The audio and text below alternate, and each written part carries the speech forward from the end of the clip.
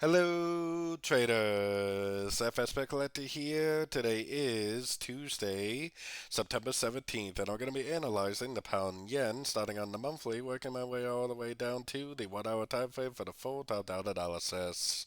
So on the pound yen, I still think this is very, very clearly 1, 2, 3. I think the wave 3 is over, and we're likely now in a wave 4. And eventually, I do think it is going to make another attempt on the uptrend for a wave 5.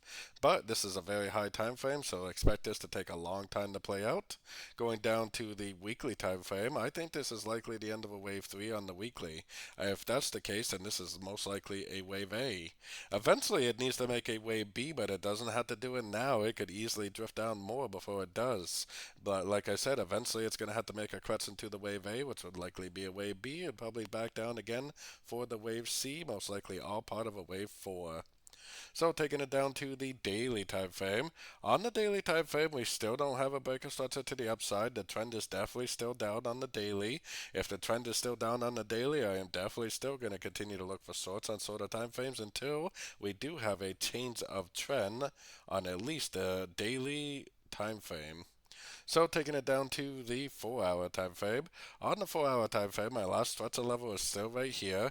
Now if price goes up and breaks that structure, then I would be more than happy to start looking for longs at the end of every single pullback I see for the continuation of the uptrend.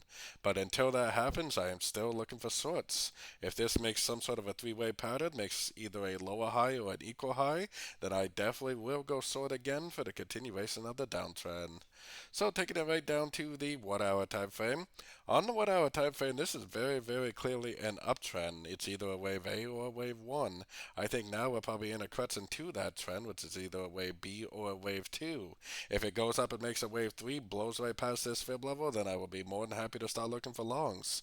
If it goes up and makes a wave C, makes either an equal high or a lower high and makes an engulfing move down, then I will be more than happy to go short again for the continuation of the downtrend. The trend is definitely not over until the market says it's over, and for me, the trend is not over until we break and hold above this structure. So don't forget to join my free Discord group, which is linked over here in the corner. And as always, thank you and happy trading.